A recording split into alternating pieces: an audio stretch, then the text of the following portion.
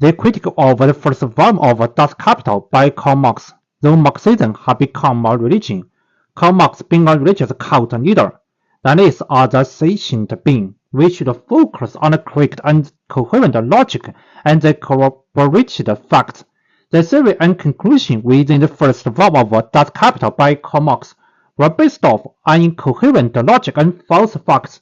In short, what Marx sought to solve is how the profit made by the sale of commodities originate. Marx thought that the profit, or what he called the supply value, is derived from the ample portion above the wages worker received, and all value, including the wage and the supply value, are purely created by the labor of workers. Marx's conclusion, in my opinion, is not corroborated with the true economical operation. My conclusion is that the labor of workers only creates the wage and this supply value, or the profit is not created by the worker, but by the capitalist through the labor of constructing an effective economic system, which can generate profit such as an enterprise. The word effective, I mean, is when the enterprise created by a capitalist cannot make enough profit to sustain the survival of the enterprise, it is not effective. Therefore, while the labor of worker had to be true and can generate the mature and qualified product, the labor of the capitalist have to be true and can compete in the market and generate enough profit. People, even the academics, often tilt to the poor people or the normal worker, thus leading to a biased and one-sided conclusion. Because those are the sentient beings, we human often are controlled by emotion in judgment, no matter this emotional drive is right or wrong. Ye shall do no unrighteousness in judgment. Thou shalt not respect the person of the poor, nor honor the person of the mighty, but in righteousness shall judge the labor. Leviticus 19, verse 15. Marx, in the first volume of Capital, made the two big mistakes. First, his logic is based off one-sided viewpoint, neglecting the need of the system for its own operating, requiring multiple parties to actively and efficiently participate, not merely by one party. He replaced all a particular experience which can only be ratified by the later realistic experience by a priori abstract concepts conceived by himself, thus confusing the different things to create a fancy utopia. A real market system is comprised of multiple parties. Some, even capitalists, construct an economic system such as an enterprise, giving the system objectives or meaning so that the enterprise can make enough profit. Some work in the system according to the order set by others. Some work on the conjunction between the capitalist and the worker, such as managers. The manager refines the objective set by capitalists. So the outcome by the settlement of commodities is distributed unit thus. So the outcome by the settlement of commodities is uniformly distributed thus. Workers get wages, the capitalists get profit, and the manager get higher wages than workers and a part of a profit bonus. Marx vastly contributed the outcome to one part if worker. Even we can infer from the philosophical and abstract definition of value that what Marx thought about value is wrong. By the definition of value, that is something useful to something, some useful to human is decided by its usefulness to fulfill the purpose of human. This requires that human can actively assume a purpose on something. The purpose of a commodity is set by the capitalist, not by worker.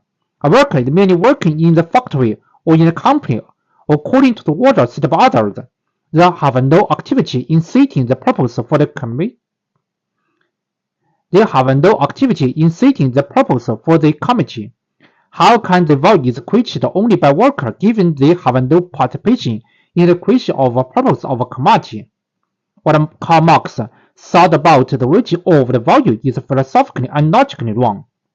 Even though calling workers to set the purpose for the commodity didn't jive with reality, the workers first had no capacity to operate a company, and this plan is actually inefficient for the waste of time and futile debates. Furthermore, let us consider the calculation of value by Marx. The value of a commodity is calculated by the average time expended by an average skilled labor. However, this kind of calculation is not viable in reality because the forever changing of technology, the fraction of workers, the rise and fall of enterprises, the demand of a market, the climatic change, and the state between war and peace, etc. Thenceforth, we cannot guide the economic operation by the so-called the calculation of the value calculated by the average time of an average skilled labor. It sounds great in the philosophical theory, but it's useless in applying it to realistic economic operation. The market price is real, but the abstract value by Marx is only a fancy, because Marx equated the market price to the abstract value in the production of commodities. He neglected the transportation fees, the government expenditure, and the bargaining between people store also contributes to the actual price of a commodity. He naively thought the increment and diminishment in the value caused by the demand and supply relationship or the bargaining amongst the people are counteracted by long time, thus eventually according with his value concept.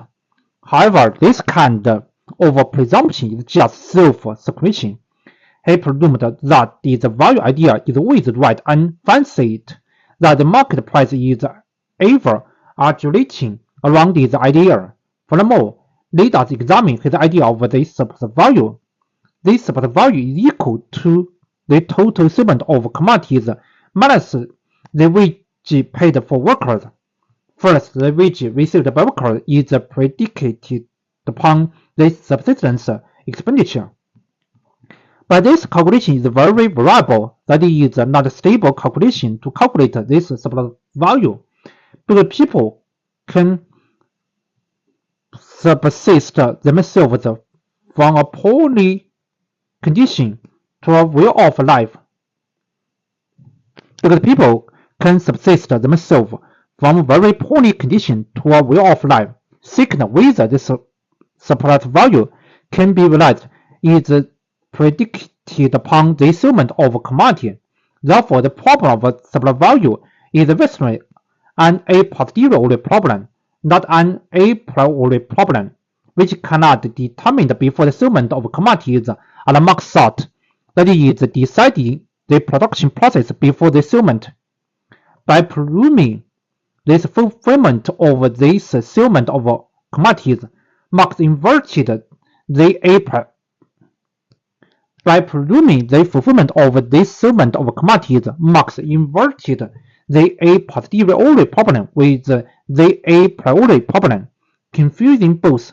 Thus, the conclusion, the theory of capital by Karl Marx is actually unable to be applied into the actual economic operation, else it only incurred confusion, destruction, deception, and starvation.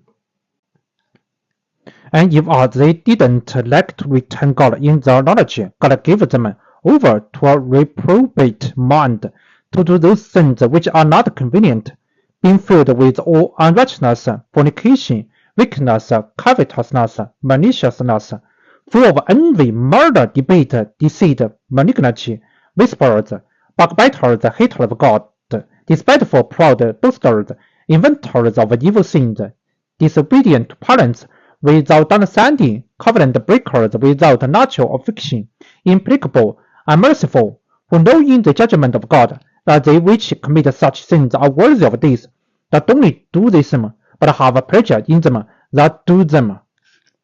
Romans chapter 1, 28 through 32.